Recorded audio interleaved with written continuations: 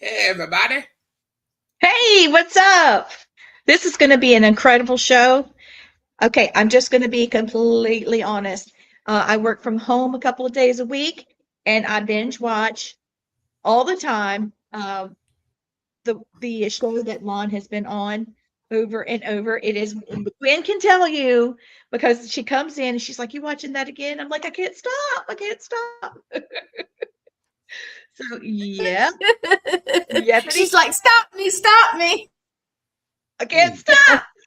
Yeah, I love Lon Strickler's a great guy. So let's just go ahead and bring him in.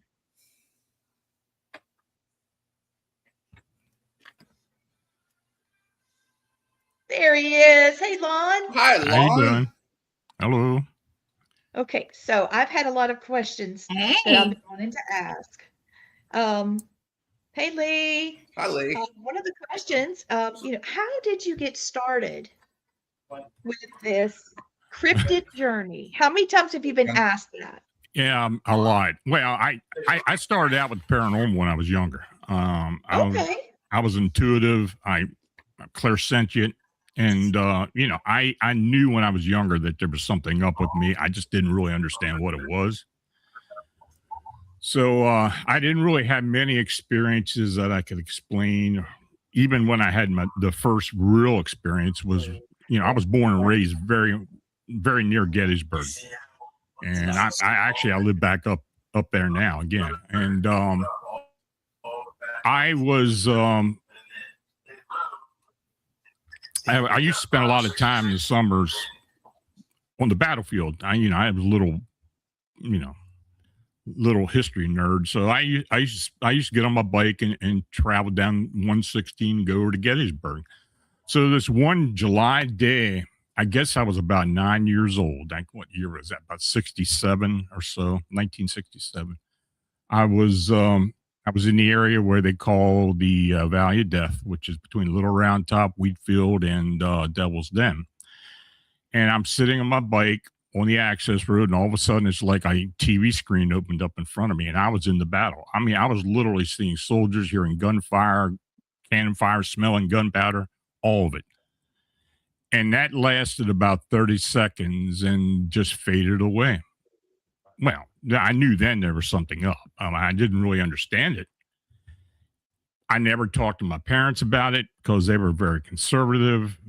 They wouldn't have understood anyway, I don't believe. And so what I was doing when I got into high school, I started doing investigations around town and around the area. And back in the early 70s, people weren't talking about doing paranormal investigations, not like it is now. It's so mainstream now. So so that's what I did. And it was all word of mouth, no cell phones. You couldn't call people, and you just talk to them whenever you wanted to. But I was doing investigations at homes and businesses and such. So when I graduated from high school, I moved down to Maryland. I lived outside of Baltimore for about 40 years, raised a family.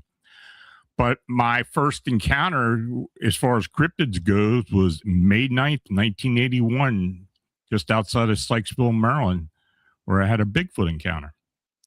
Oh, wow. And because of that, that kind of started it off for me. I mean, I just really got interested. I wanted to know what it was I encountered. And I talked to people who had other encounters with this creature or other creatures in the area. And that's kind of where I got hooked into it. And I've been doing it ever since, almost over 45 years later. That's so cool. I've never heard is. that. I've never heard you talk about that. So very cool. I do love Gettysburg. So does Blaine. Blaine loves it. I'm trying to unmute you there, sweetheart. I don't know why I can't get you. Nobody's muted. No, somehow it muted me. I'm telling you, StreamYard's acting a fool. So I hopefully was about to tell Lon, it's like, okay, I was stationed up in Maryland at Pax River, I thought the Navy had to build cargo pallets. And I probably went to Gettysburg the 2.5 years I was up there, probably 70 times. Yeah. I love both places. I've investigated Maryland, but I love Gettysburg. Yeah, it kind of grows on you. You know, even when I moved down to Maryland, I was up here a lot. Then when my wife passed, my son and I moved up here, back up where I grew up, and I'm just down the road from there now. I'm in Gettysburg all the time. Yeah, dude, that was so nice living at Pax River. It was 2 hours from door to door to the hotel. Mm-hmm. It was so nice and since I did radios back then, I'd tell the guys that own the hotels, look, I'll give you free advertising on our radio. He didn't know we were internet radio, but I used to get like cheap rooms in Gettysburg all the time because of this radio stuff. Mm. I'm looking in the chat right now. Somebody mentioned about my name. It was a family name. If I was named after Lon Chaney, and I was actually, my father was a big horror fan. And I was named after Lon Chaney Jr. because, you know. I love Lon Chaney. Oh, he made the best. Love Lon Chaney. Yes. Could we get a description of your Bigfoot encounter? That's a great question. Well, it happened, like I said, it was in the morning of May 9th, 1981. I was fly fishing on the South Branch of Patapsco River, about a mile downstream from Sykesville. And I was standing in the river itself. I noticed a dog across the river. It was only like 40, 50 feet away. It wasn't very wide there, but I'd been there before. I used to do a lot of fly fishing all over Pennsylvania and Maryland. Well, anyway, I just didn't pay the dog any mind, but then I heard the dog yelp. And when I looked up, this creature stood up in the tall weeds, and this thing was huge.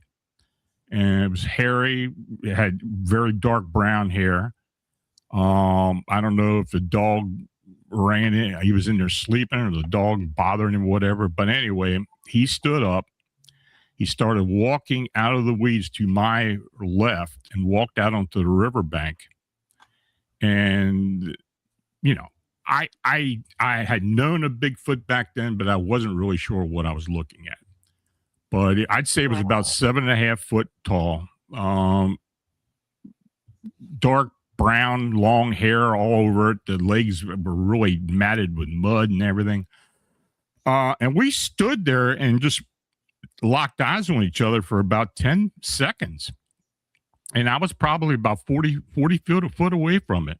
You know, I'm just standing there in the river in my waders and looking at this thing. And I tell you, it looked more human than it did ape or primate or whatever. And I always referred to as being looking like what people say that a Neanderthal would look like, or you know, an early man. But after about 10 seconds, another thing it was doing, it was gnashing its teeth, making a clicking sound. I don't know if that was some type of response to seeing me, but he was watching me very intently. After about 10 seconds, can I tell you what the clicking meant? Yeah, go ahead. Do you hear it audibly as a clicking noise? What it is, they have like a sort of a sonar radar that they send out to pick up your heartbeat to see if you're going to be a foe or prey to them. That's what that the makes sense. Yeah, I've had other people tell me the same thing. So after about 10 seconds or so, it just quickly turned around and walked swiftly up into the woods. And of course, I wasn't going to be not chasing after it. In fact, I wanted to get out of there. So I went back I got up onto the road and got in my car and took off into town. You know, I didn't know what was really going on. I didn't know if it was a Bigfoot or what it was, but I got to a phone at the nearest bar that was right there on the side of the river. And I called the Sykesville police, and I told them what I had encountered. And the woman on the other end told me, look, go back to where you were. We'll have an officer meet you there. I'm thinking, well, do I really want to go back there? I don't know if those things are going to come back. But, you know, it was only like a 3 or 4 minute drive. So I got back into the car, drove back out to the area, And by the time I got there, a Maryland State police officer was already there with his old wood trestles across the road. So that seemed awful strange to me, how they would know this. I later found out that there had been a sighting about 3 hours earlier downstream by a woman who had called the police, but it still didn't seem right. So I pulled up, and the police officer motioned me to roll the window down. And I told him, I said, "Look, I just called into Sykesville the police station, and they told me to come back here, and I wanted to let you know what was going on." He said, "You got to leave. You got to get out of here." Oh my! And he was insistent, so I turned around and got out of there. So about an hour later, I decided, well, I'm driving back down there and see what's going on. And when I did, there were cars all over the place. In fact, I had to park about a quarter mile away from where it was because of all the cars. So I got out and walked up to the barrier. By that time, there was a Howard County police officer standing there. And I'm kind of acting stupid about it and said to him, "Well, I'm trying to get to Marriottsville. Why is the roadblock?" He said, "Somebody said they saw a Bigfoot." Well, I'm looking around. There are people everywhere. They had dogs and searchers in the woods, and they had a big white tent set up across the river where this thing was originally.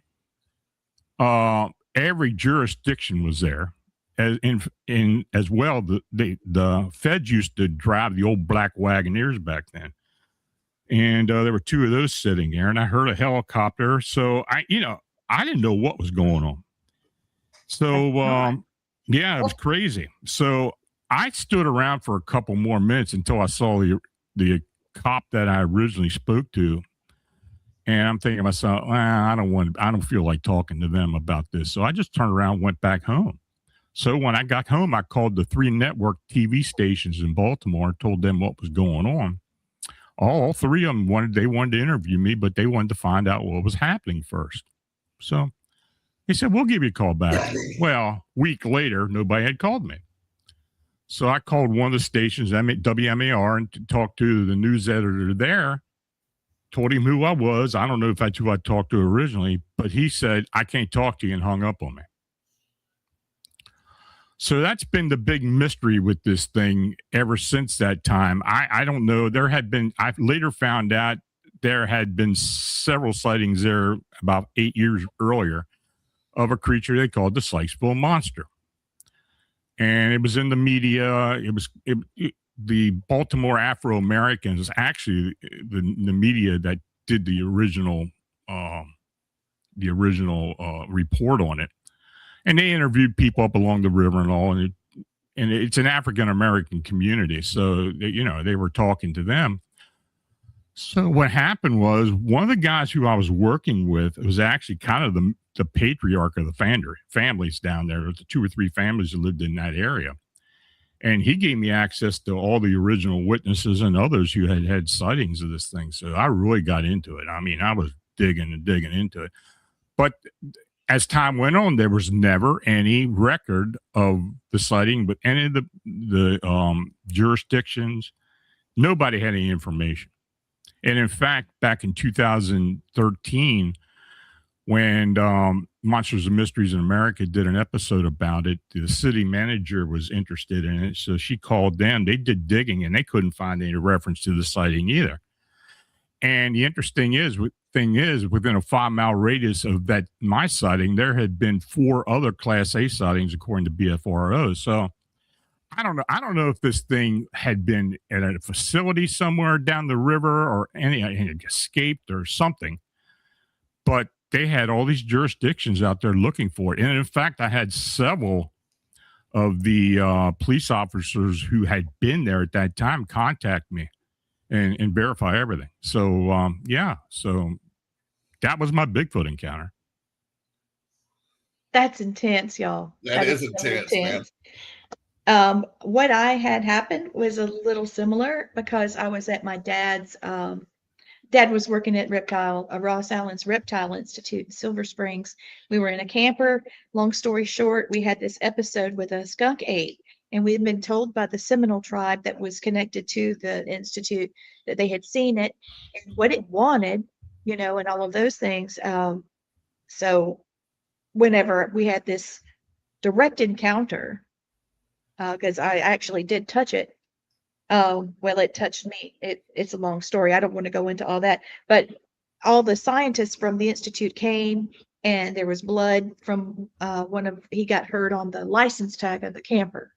And so hair was there, blood was there. All these people were getting all these samples, and then poof, it went away. I never heard another word.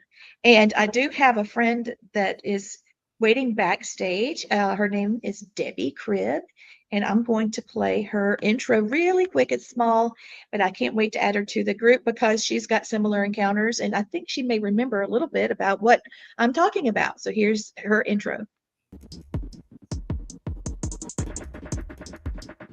She's a paranormal investigator, cryptid researcher, and psychic medium. All right. So now I'm going to bring in Debbie and her son. Hey, guys. Hey. Debbie and Devin. Hello. Now, What's going on? did you hear what Lon was saying about his encounter and how the information just kind of disappeared? Very similar to alien UFO sightings and USO underwater things that's happened. So, and then that happened to me. Do you remember the skunk ape sightings in the 70s that were so popular around the Institute? You may not, because you were in Actually, the yeah. Yeah, because we lived in Homestead, Florida right? at the time. And that's where I had my experience as well, was in Homestead. And there was a lot of, talk and joking, nervous joking. I think that's the best way to put it, is nervous joking, because people were like, there's everything else out in the Everglades. Why can't there be something like that? And then sure enough, I had a experience with it myself, up close and personal. And that was the first and last time that I can say I've ever seen them. But it was enough to last me for a lifetime, that's for sure. So in the 70s, it was in the Miami, Broward County and the Palm Beach County newspapers. They said that there was a 5'7" ape-like creature covered in dark reddish or black hair. I saw black with a strong foul odor. Oh yes, that's understated. And so it was pretty intense. That it was I'm looking for the newspaper articles right now. Well, I've got a bit of a theory about the odor part of it, and this is coming from my experience with it. Now, this happened when I was young. I was in high school at the time, and where we lived on the Lon posted gators and crocs and boas. Why not skunk apes? That's Lynn. That's Lynn. Yeah. This is my guy. This is why I love Lynn. He's great. He blended. But we lived on Homestead Air Force Base at the time. So in back of the base of the flight line, of course, that's where all the high school kids would go with their shenanigans back there. And I was one of them. And we'd always go in the back of the flight line. It was very deserted back there. But it was a perfect environment when you think about it, especially for an animal that's, extremely rare as this is, and a perfect hiding spot. But there was a bunch of kids out there, and we were all, just having a good time out there. And the first thing that I noticed was the odor. It was like, what on earth died out here? Who knows? And I just kind of turned around and back in Homestead, there's a lot of like little outlaying canals and marshes and things like that, and a lot of mangroves, lots of mangroves. And anybody who's been through a mangrove knows you just don't walk through mangroves. They're very, very thick. They're very catching. You just don't walk through a mangrove. It just doesn't happen. And sure enough, turned around and looked, and there he was standing in the middle of like a mangrove type of a canal. And I looked at him and he looked at me, and we're both like, whoa, kind of a thing. But what kind of took me off about this is that, everybody talks about the Bigfoots being, 8 foot, 9 foot, 10 foot tall. This was not that big. It didn't fit that classic thing that you keep hearing about. That's not what I saw. I saw the animal itself. But to be honest with you, unless it was a juvenile, and more than likely a female juvenile at that, and the females are going to be smaller, of course, than the males, but I would say maybe 7 foot, maybe at the most 8 foot. And that's taking it. That's taking it up there. Now, the mother The that smell we was experienced was that tall. The But what? the baby, the mother that we saw, that my mother and I saw, was about that size. But the baby, the one that I encountered the most, was Mhm. about 5'7". Okay, Exactly. so Tim works. He said, I bumped into a fellow and his wife 2 weeks ago wearing my Bigfoot hide and seek T-shirt. He said he saw one when he was 5 with his mom in, I can't say it, The Defunct. Funiac Springs. That's in It's Defuniac. Thank you, The Florida. I was Funiac. That's what I just said. say it again. The Funiac Springs. Defuniac. Mhm. Thank you. The Funiac. He said it was skinny Funiac. and strange. Hmm. The Bigfoot was skinny and strange. Well, in a way that would be very possible. When you're thinking about Bigfoot, really what we're doing is we're looking at a primate type of an animal. He can eat vegetation and he can eat meat. But a lot of times these animals are actually kind of picky about, and your typical primate isn't just going to stick anything in their mouth. They're just not going to do that. They're actually very, very picky about what they eat. And when you're looking at it from a zoological point of view, because that's really what these animals are. These animals are just not defined at this point. They just haven't been, quote, discovered at this point. So let's look at it from a zoological point of view. A dog can be big and fat and heavy if he's in an area where he has a large amount of his prime food source. But if another animal is in another area, they're not going to have that body weight. They're not going to have that body type. You know what I'm saying? They're going to be Right. leaner. They're going to be slimmer. They're going to adapt more to their surroundings than another one in another area. So, and I really think that's why a lot of these reports are so varied, because the animals themselves and their environments are very varied. But the one that I saw, like I was saying, it was not that tall, which is what leads me to believe in either being adolescent or female or both. But the way that when it turned to run, I have never in my life seen even an animal run through mangroves with such ease That's right. that this creature right. did.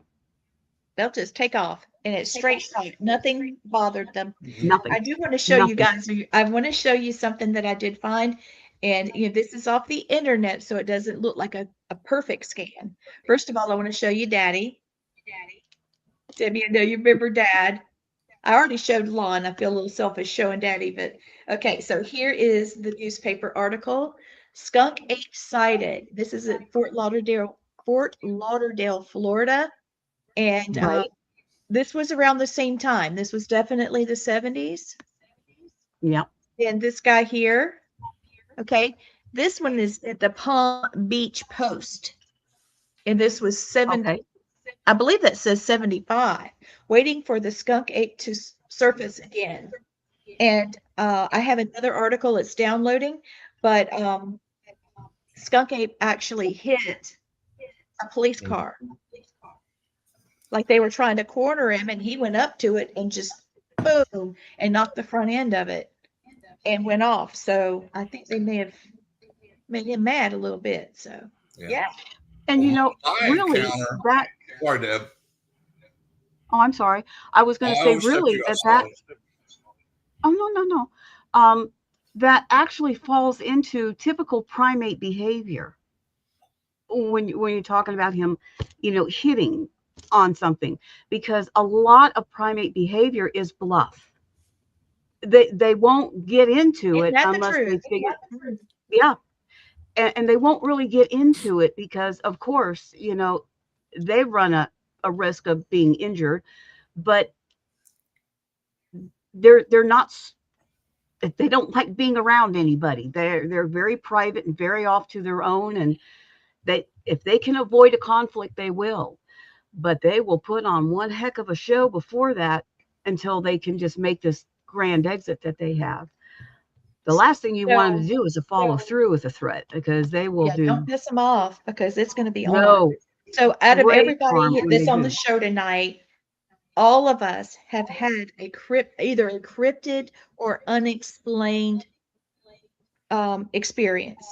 Blaine, Yes. tell us a bit about yours. Okay, Besides the I've gin. got 3 actually. The first time Yeah. I saw Bigfoot, I was in a tree stand here in Alabama, and it walked under my tree stand, and I'm like, Blaine. what in the Wow. world?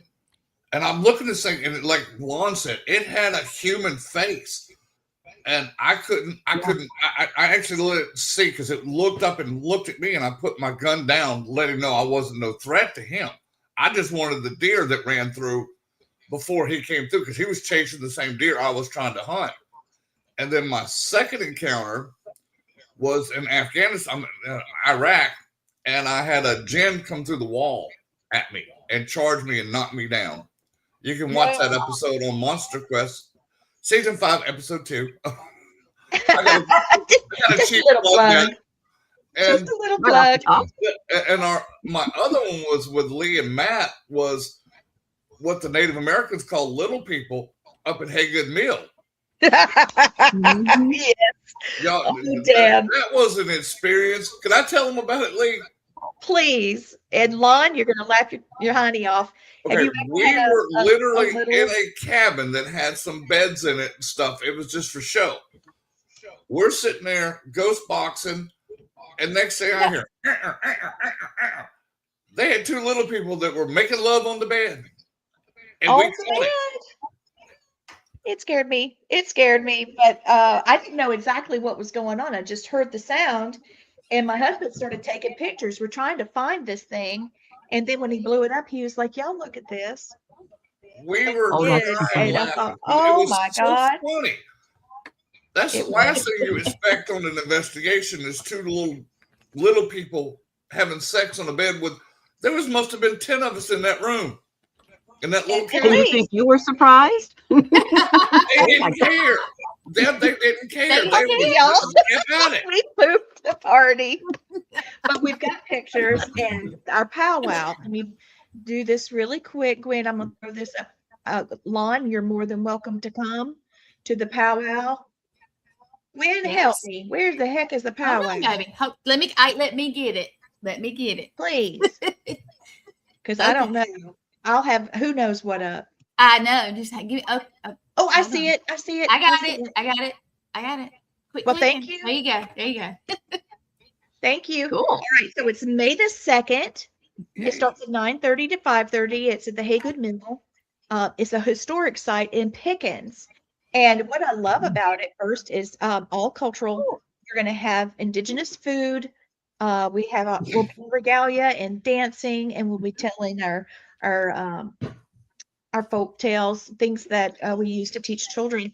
But my part that's going to be fantastic after this is that we have the museum to ourselves, and there's petroglyphs on a rock that goes down into the museum, and we can investigate it. And I want you to know that this is well known in the area that little people live there, and they are interdimensional because we've experienced their craziness. God love them, they're precious, and we do gift them like we're supposed to and show them lots of respect. But fairies have been seen there. little people.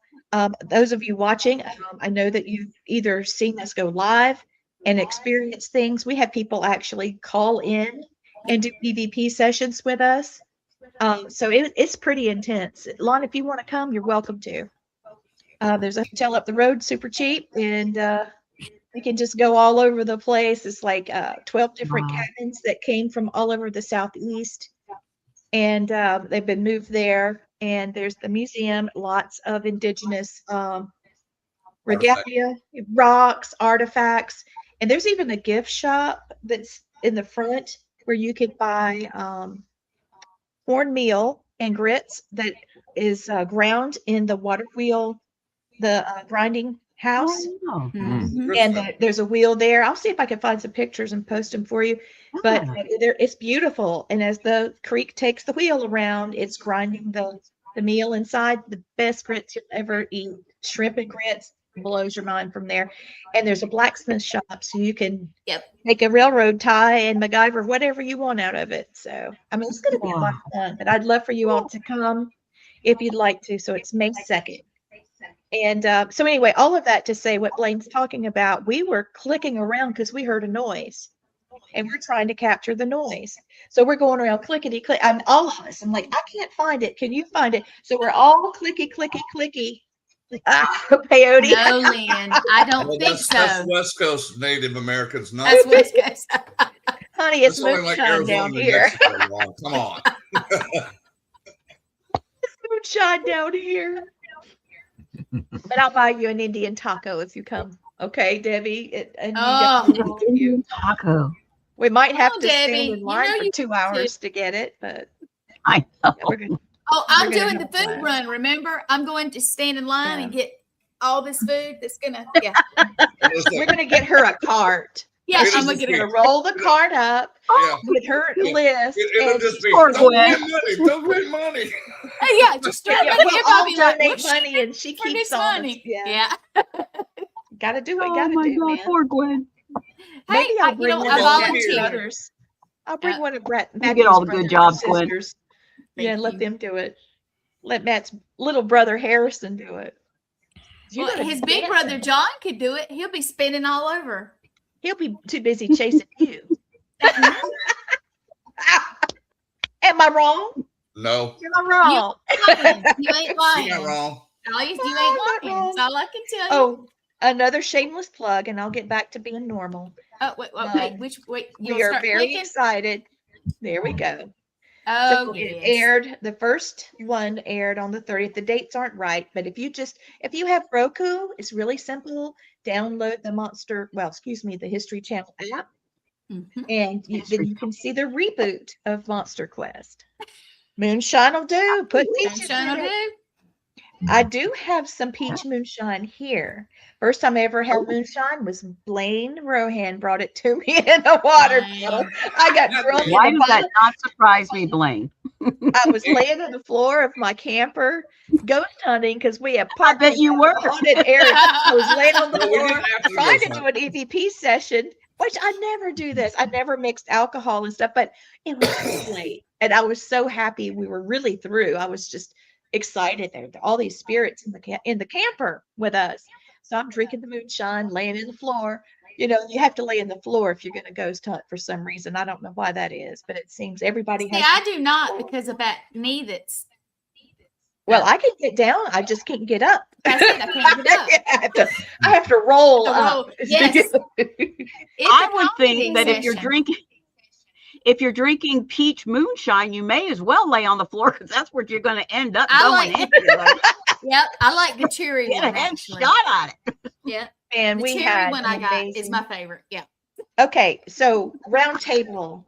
Okay. What kind of cryptid besides a thunderbird is a winged creature that's got a wingspan of maybe 8 feet? And it's sort of bat-like. Okay, I saw this thing and it swooped down and shook the whole truck. I don't know. I saw a shadow and I thought my top of my head was going to be popped off, you know, like here I go. I'm going to, these talons are going to be, I I don't know. can't think of the what- name of it. A phoenix. Could be A phoenix, yeah. Mothman. Well, I felt, thought they I mothman. wondered about that too. Lon, Mothman's can only you like help in me? northeast, so they don't come down this Okay. far. Okay. True. Okay. Yeah. But the Well, I'm Phoenix can go trying. anywhere.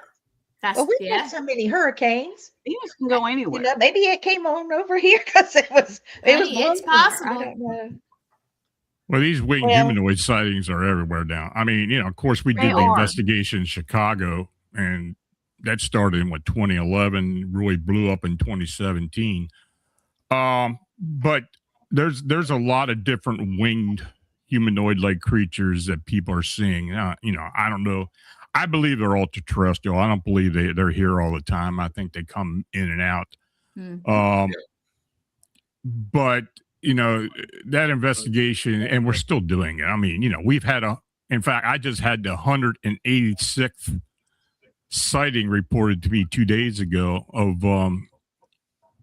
of these creatures. And, we're getting a lot of them. We had gotten a lot of them. Some of them just didn't pass the muster, but yeah, this is something that's been going on all over North America. And, of course, when we did the Unsolved Mysteries episode on Netflix, the producers are asking people to send in reports to them. And about 6 months after it aired, they contacted me and sent me the reports. Well, we got 130 reports from them.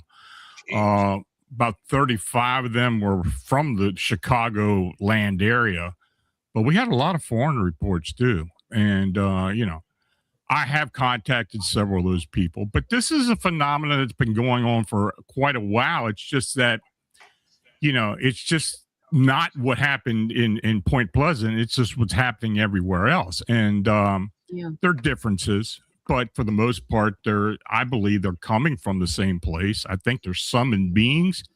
I don't think they just come for any old reason. I think for the most part, they're either summoned by maybe a very powerful spirit energy or something looking for a sentinel or a protector of some type. Or in the case of what's going on in Chicago, from some of the evidence that we've gotten, I believe that it may be some type of initiation for the younger winged humanoids somehow.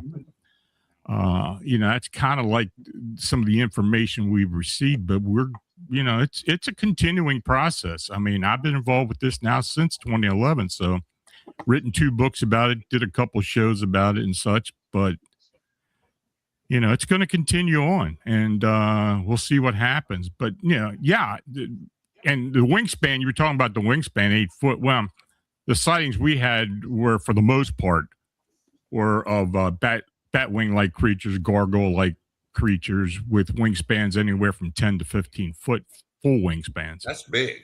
Yeah, they're huge. And so right in the middle of the Chicago area and, all around. And in fact, we take reports within a 250-mile radius of downtown Chicago. So we're getting them in Indiana, Illinois, and up into Wisconsin and across the lake over into Michigan. So this is a phenomena, but it's not unusual for the upper Midwest. I mean, winged creatures, winged cryptids sightings and encounters are pretty well standard in that area, and there are a lot of them come from there. I'm Well, just waiting. what had happened? Blaine, you helped me with this this case a couple years ago. Gwen, I've been telling you about it off and on, and we're trying to get access back to the property. The client that we went to see, he had seen a skeleton man and his head was on fire. And the father had seen this creature, and I like gargoyles too from the 70s. Mm-hmm. But anyway, man saw a dude on fire, and he had clothes on, and the clothes wasn't burning, but his head was on fire. And the next day, his father died. He saw it, and it was going down the road like really fast, and his head was on fire. And then he was shooting a muzzle loader the next day. I don't know why. If he saw this thing, why would he do that? But he did, and it backfired on him, and he was in the hospital, and they thought he wasn't going to make it. So we ran to the hospital, And he said that he's been cursed, that this is something that has cursed the land. There was somebody else that owned the land that had the same thing happen. So what do we do but go there? And then this winged thing came down, whoosh. And I was in a truck very similar to like it was a little love truck back in the day. Okay. It was just an old truck that my husband had for work. We don't have it anymore. It's just a little truck. And anyway, this thing, boom, and I felt the whole car, and I had gotten, I saw that thing happen. I'm like, what the heck was that? Of course, my dumb butt gets out of the car and I'm looking around trying to see what it was. And then I see it coming. And the only thing I see is wings, and here it comes. And so I started running to the car, and I don't know if it was wind or a foot, but anyway, and then it came around and it hit me, the same feeling I got in the car. And right after that, I called Blaine. Didn't know Gwen at the time, but I've been talking about this case for a long time, and that's talked to the guy, and I think we have access back. Oh, nice. What in the heck is going on? That's crazy, Lee. Yeah. I remember you calling me on that, and I'm like, all of it. I never told you the whole story, but this poor man, his fiance was crying to us like, my fiance is going to die. He's going to die. So Yeah. I just thought I would bring it up. We did a clearing as if it was like a paranormal thing, thinking that I know that there's a connection between cryptids and ghosts or paranormal, because if you see one, you see another. And there's a theory about that right now because they are interdimensional beings, and I've been studying some of that. But Lon, maybe you can. I think, most of the reports that we get now, I mean, even back then, but more so now, when you talk to a witness, you get that sense that there's just not the singular sighting or encounter that's part of it. I mean, they always seem to be holding something back. And honestly, I'd say a vast majority of the reports that we get, that we do investigate, there are other aspects of the paranormal connected to it. Either UFOs or spirits, orbs, and such, and other phenomena. It invariably pops up nowadays. And I mean, there's a thin line between all aspects of the paranormal. I mean, we do run into a lot of different things. Each one of us on this panel has talked about that over the years, and Lon just confirmed it. This is a really big moment for me. Thank you. A little emotional because I've been trying to do that since I was a kid. I wish Mama was here, Gwen. She is with us all the time. She is all the time. Okay. So while I can I even have her ashes. That's I know. She's with me all the time. I had Mama's ashes, and they fell out in my bra. And so I had to put newspaper down and shake my bra over the sink. It happened, Debbie. It happened. It did. Only delay. I believe it. I was screaming. Oh, I totally believe it. Oh, it's even funnier. I'm on the phone with. She says, "Hold on a minute. I got to shake my bra out." Blaine's like, TMI, Lee. TMI. So, but and then Mama clearly said, "Why are you doing that? You've got my DNA. I'm your mom." Yeah. Put it down. Take me out of your boobs. Yeah, shake me out of your boobs and put the thing away. I did manage to get some of it back in the vial, but I'm just like, I'm being so sentimental. Mom's with me. I got this, and Dad's with me. Mama Jenny's with me.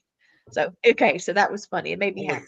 All right, so surprise post here. In the 70s, there was legislation that the government in Florida, here, I'll just pop it up for you. This is the Skunk Ape Protection Act. This is an actual scan, and it shows that Representative Haben took to the House Bill number 10 by Representative Hazelton, and they said that they wanted to have a subcommittee planning this, and it's there. You can see that one better. They were afraid that people were going to start hunting the skunk apes. And after the Seminole Indians brought up the whole fact that these are sacred creatures, and that they were here to warn us, very similar to the story of Mothman. And they're here to show us love, and they're very sacred to the Seminoles because they could actually communicate with them.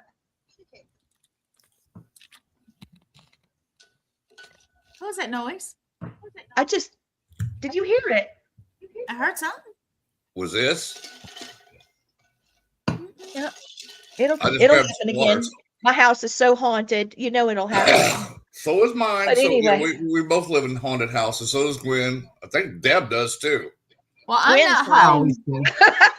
Gwen's haunted. It's not the house. It is me, and I swear to you, everywhere I go. She has spirit guides, and they are constantly bossing her. But this house is extremely haunted. I love it there, so that's my Come on, second have you home. had girl. UFO I think experience? Blaine's too. Yeah. Yes, it is. My Mhm. family right here. So have you guys had UFO I do have a experiences? I do have a theory about the interdimensional connection with the paranormal and all of that. Yes, Um, please. There was an investigation, and this is because the name is familiar. We were at the Funiac Springs at the hotel there, and that's one of our favorite places to go to. We've researched that place, and it's like our second home over there. And up in one of the rooms upstairs, we caught a beautiful, beautiful example of a portal. And the interesting thing is, we went back downstairs, and we'd never caught this before there. And all the times that we'd investigated, we'd never caught that before. Downstairs, over by the staircase, there was another one. Beautiful, perfect, a perfect portal. The little sparkling stuff in it, I mean, perfect. They didn't line up, but that doesn't matter at all. People think, oh, it has to be this tube coming. No, it doesn't. No, it doesn't. It doesn't follow those rules. Nope. But it was almost, and I think at this point, you remember Sarah put it perfectly when she said it's like a train station. We're seeing them come in and we're seeing them go out, and you could see it. My theory on it is these animals are no different than anything else coming in and out from it. They have no idea that they're even doing it. They come upon it, they go through it, boom, there they are. And they can leave just as easily. Mm-hmm. And I think as time is going on, we're beginning to find out how much easier it is for this to occur, because a lot of things are opening up. A lot more information is opening up. And it's not as random as we seem to think that it is, but it's happening it can happen just so very easily. And I think a lot more of this is going to be disclosed when they're saying that this is the year of the disclosure. I don't know. We'll see. Really, you're right. And what are they going to disclose? Some things that we already know. Get past that, dude. We're all hip to that. We want to know. I want to know what they're not telling us. That's what what they are not saying is what really is going on. Do you see that? The Yeah, comment? but Can you see it, Debbie? Tim is saying that government doesn't want to uncover the paranormal, especially creatures, because they would have to spend money to protect them. Mm-hmm. And that is true. exactly That is true. why I brought that legislation up. Or more like Because, we would make a mess of it. We would. I Oh my God, you guys. One more. I got two more surprises. Are you ready? Hold on. yay. Okay, so here's one. Sure. This is a drawing that someone saw a skunk ape in Florida around the same time as if they walked through a door. That's right. Right. That's True, exactly right. because they actually are. Yeah. Yeah. So they got the sketch artist that's attached to the Ocala Police Department Mhm. to draw what the witness saw. If I can get it to go there. And that's what was Okay. drawn. Okay. The hands are what I saw. The rest is not so much. Hmm. pretty good job though, as far as artists go. It is. It is. Yep. And here's the other surprise. This is somebody that I remember. This is Miss Debbie when she was working at Silver Springs. Go, Look go. at Look that at trike, you. you go, girl. I still have that trike. Yep. It's Do you? outside. Oh yeah, That's my Harley. You need to I love it, girl. Wow. So Miranda's not the only one with a Harley.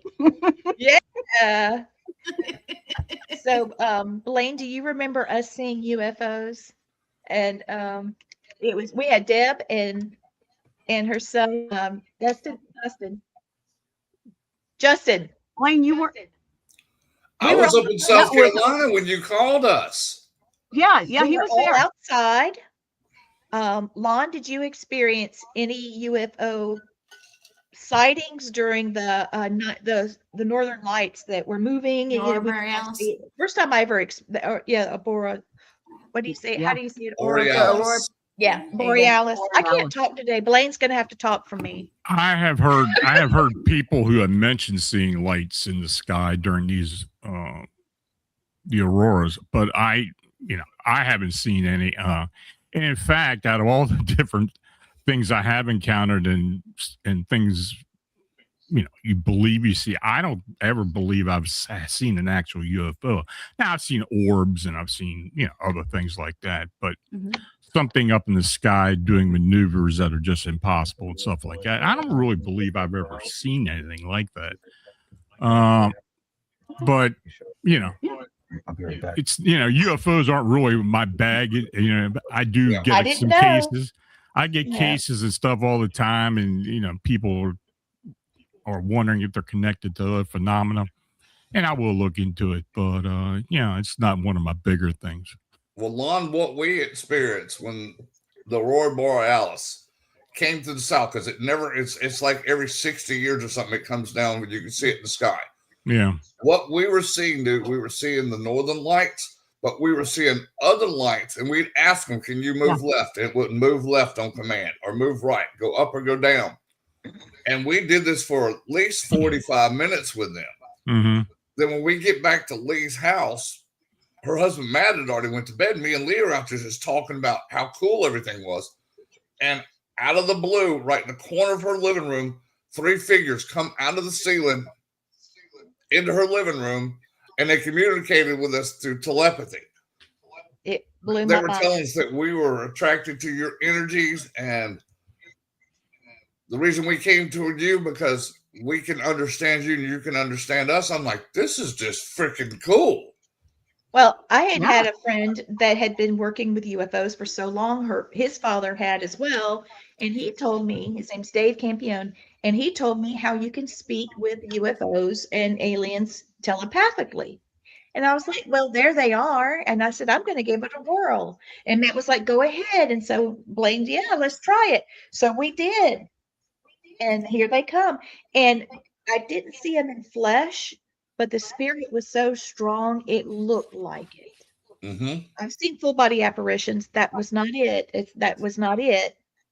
It was something different. It was definitely 3-dimensional, like a hologram looking something. That's what it was. But- I think it was a hologram. we Yeah. saw.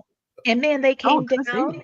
And I've seen a full body apparition float over me before. I was Me investigating an opera house, and she was a big old diva, looked like something from Ghostbusters. She was all spread out. She had her, floppity flop dress. It was gorgeous. And I was like, whoa! And it was nothing compared to this. Wow. It was just that intense. When Blaine tells the story, it never does. He does justice. I don't. He met it. But y'all's energy is awesome. So I can see. Yeah, of course. UFOs, UAPs, and cryptids are the hardest to investigate because of their random nature. Ghosts are much easier. Tim, you're right. Yeah, Tim, you're correct. That is true. I mean, it's interesting. Sometimes spirits are almost predictable. Well, for us, they Yeah. are because we've done it so long, and they're so Yeah. they just flock to us. So it's like Yeah. now it's like, hey, how you doing? Yeah. Well, let's Like, where be you been? honest. I mean, we all have spirit guides. I mean, Mhm. Gwen's got them that ride in the car with her wherever she goes, and if she doesn't go enough, they'll come get her and ask her why she hadn't got in the car. I was sick and that's home for like 3 days, and Mhm. why ain't you going somewhere? Because No. They like to call Mine rides. are great in They traffic. have us. But we can't make Mine are friends great in with an traffic, yeah. alien. Yeah, we can't make friends with an alien that'll introduce us with other aliens. It's just not how that works. Well, As long as they're not well, they're reptilian, claiming that they're the there. rest of them I'm okay with. The reptilians, they're pardon my French, they're assholes. They are. Yeah, let's not have those. Let's leave them be. There's So one in every we're crowd. almost done, so we probably need to talk a little bit real quick of how people can get in touch with you or Yes. see your show. So first, I'm going to pop up Miss that's Debbie Cribb, and she's our special guest tonight on Cryptid Nation. How can Mhm. people get in touch with you, Deb? Well, I have my own show, Spooky Things with Debbie, and that's on the Web Broadcasting Network. Mhm. I'm also on Facebook under Spooky Things with Debbie. That's you can message me there. I'm really pretty easy to get in touch with. I'm going to pop that poster up for you. Oh, thank you. You're welcome, Spooky I Things. like what that. do you That's mean? cool. Yeah, Thank I do too. Okay, how about you, Lon? You're up to a lot of stuff, so do tell. Yeah. Yeah. I the Fams and Monsters blog is probably my biggest priority because I'm doing that every day. That's famsandmonsters.com. Of course, I have my show every Friday night, Fams and Monsters Radio on YouTube. And yeah, I mean, that's basically what I do. And other projects that always seem to happen. And yeah, this is going to be a big year. We got a lot going on, so a lot of irons in the fire. Hopefully, things are going to develop the way we want it to develop. But yeah, I we're going to agree keep there. busy. He's got a lot of irons in the fire, and he's been talking to a lot of people. So I hope all of that works out, and that you're able to give a voice to some of these cryptids, because I know that's a big deal. It is. People need to know what's out there and to have respect for Absolutely. all creatures. Mhm. Absolutely. Exactly. And, I think a really major thing to remember here is, they're called cryptids, but I really like to think of them as being highly endangered. And, all these endangered animals are being very much taken care of by the United States government. It's another reason why they don't want any more of them. But, Mhm. people, the only thing I can do is implore you, if you do come across one of these extraordinarily amazing animals, don't harm it. Please don't. It's like, shoot them and take them in. Oh, great. Just, Yeah, be grow up. respectful. Well, the Yeah, nice thing about it, Deb, is most of them are interdimensional. You couldn't shoot them if you wanted to. So I hope. Yeah. Try to get it on my flip phone. Okay, guys, Flip out the here phone. is here's Lon's poster I made for him. All right, Lon Strickler, special guest Oh, I on like that. Cryptid Nation. And here is the website that he was just speaking of: Phantoms and Monsters, True Cryptid Encounters, Unexplained Scary Experiences, and Real Eyewitness Reports. And you can go to his website and report an encounter. You can also make a donation to his work. So if you really want some real feedback, as we have a lot of people, let me put it up one more time. We have a lot of people that are contacting us about Cryptid Nation with reports. Please contact Lon, okay? Because there's things that he can do to kind of sort through things for you, okay? Lon's a great guy, Great. and he's there for you to talk to, and he's opened his ear and his knowledge to you. So just take advantage of it. Get to know him and find out what he Absolutely. can do. Also, we are working on Family Spirit, a new project. I briefly mentioned it to Blaine. I'm not even sure I was able to tell Gwen because she's been traveling, But this is going to be fun. This is a release of some investigations that we've done at a train depot that is a portal. And so we'll be Cool. releasing that. Gwen's going to have to help me, but we're going to get that done. It's going to be a We'll lot get of it fun. done. And we are looking for people that had ghostly or paranormal experiences on a highway. I really feel like there's been some truckers that have had some incredible experiences. This Oh, one I'm guy was sure. telling me about this Well, some Uber dark guy. cloud came over him and it was like Mhm. sand and stuff down the truck. And in 10 minutes, he was 100 miles down the road.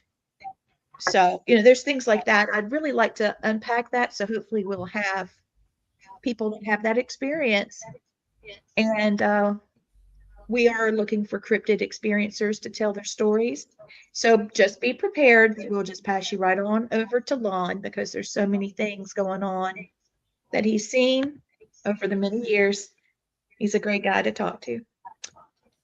All right. I think we're going to That's have our a lot show. more experiences. Yeah. So, Let's mention one more Blaine? thing. yes, please, ma'am. Lon, are you going to be at any conventions of any sort this year?